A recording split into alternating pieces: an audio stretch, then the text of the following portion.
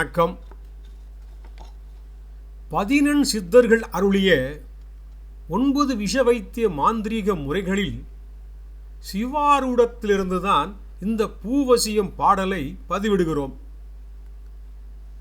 பூவுக்கு வசியம் இருக்கிறதுங்கிறத சொல்ல வேண்டியதில்லை.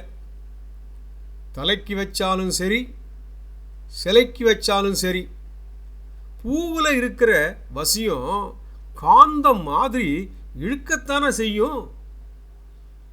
நம்ம நாட்டில் பூவை வச்சு சாமி கும்பிட்றது முதல் சகலத்துக்கும் பூவைத்தான் முக்கியமானதாக எடுத்துக்கிறோம்.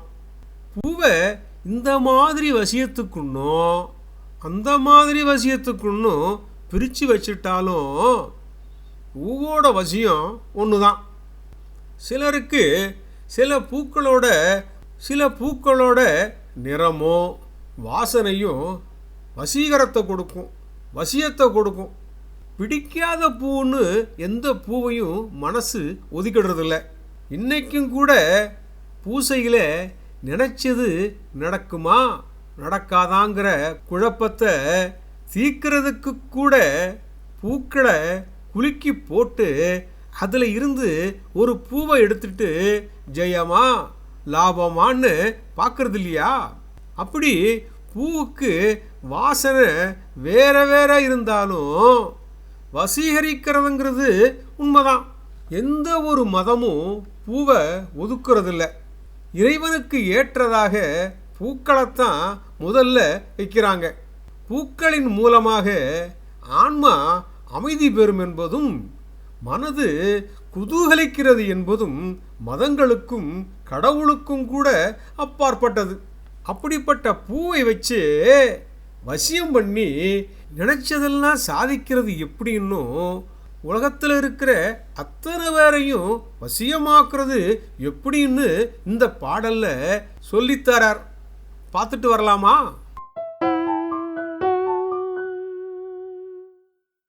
ஆறுதலாய் கதிர்வாரங் காலை யான்மான் ஆசனத்தில் வடக்கு முகமாக வைகி. அதாவது ஞாயிற்றுக்கிழமை காலையில் மான் தோலான ஆசனத்தில், மான் தோல் இல்லைன்னா பரவாயில்ல, தரையில் ஒரு துண்டை விரிச்சிட்டு கூட வடக்கு முகமாக உட்காந்துக்கிட்டு நெத்தியில் விபூதி பூசிட்டு அந்த விபூதியாலேயே எரிகோணம் விட்டு நெருப்பு எரியிற வடிவத்தை தான் எரிகோணம்னு சொல்கிறது.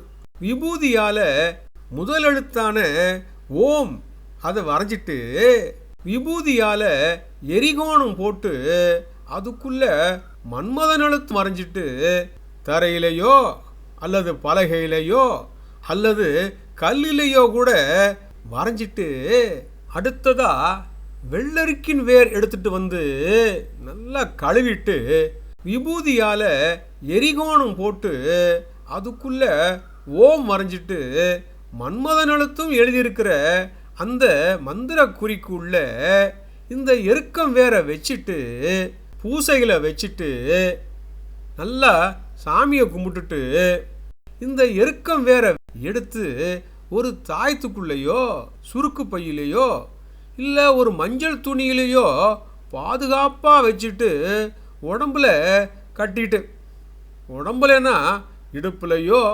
கையிலையோ கட்டிக்கிட்டு வெளியில் போனால் எதிராக வர்றவங்களும் இல்லை எதிராளியாக வர்றவங்களும் அத்தனை பேரும் வசியமாவாங்கன்னு சொல்கிறார். எங்கிட்ட பணம் இருந்தால் எல்லா பயல்களும் வருவாங்கன்னு நீங்கள் நினச்சிக்கிட்டாலும் பணம் இருக்கிற எல்லாரு மேலேயும் எல்லாரும் வசியமாகிறது கிடையாது.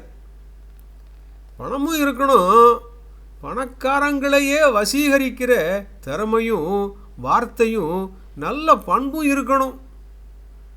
எருக்கம் வேரில் காப்பு கட்டுறதை பற்றி சொல்லிட்டு அடுத்ததா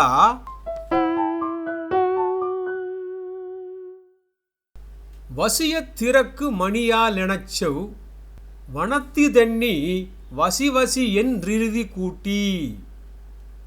அந்த வசியத்திற்கான மணி, சாரணை, மந்திரம், முறை என்னதுன்னா ஓம் ப்ரோம் க்ளீம் வசி வசி, ஓம் ப்ரோம் க்ளீம் அப்படின்னு சொல்லும்போது வசி வசின்னு கூட இறுதியாக சொல்லிக்கணுமா. ஓம் ப்ரோம் க்ளீம் வசி வசி இறுதியாக சேர்த்து சொல்லிட்டு நல்ல பூவா, செங்கொன்றை பூ, செம்பரத்தம்பூ, அப்படி சிவப்பு நிறமுள்ள எந்த பூவையாவது எடுத்துக்கிட்டு கூடவே குங்குமப்பூ கோராசனையும் பூசையில் வச்சு அடுத்து பால் பழம் சக்கரை பொங்கல் பாயாசம் இதையெல்லாம் வசதிக்கேற்ற மாதிரி வச்சு ஒரு நூலில் அந்த பூவை எடுத்து காப்பு மாதிரி கட்டிக்கிட்டுன்னு சொல்கிறார். அப்படி பூவை நூலில் காப்பு மாதிரி கட்டிட்டு வெளியிடத்துக்கோ ஏதாவது வேலை விஷயம் நல்லபடியாக முடியணுமே அப்படிங்கிறதுக்காகவோ போனால் அந்த வேலையும் காரியமும் வெற்றிகரமாக நினச்ச மாதிரி நல்லபடியாக நடக்கும்னும் உலக மக்களெல்லாம் வசியமாகிடுவாங்கன்னு சொல்லித்தரார்.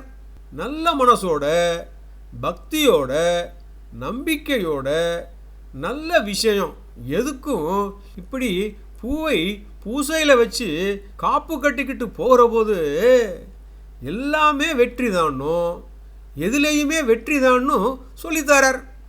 நல்ல விஷயம் தானே.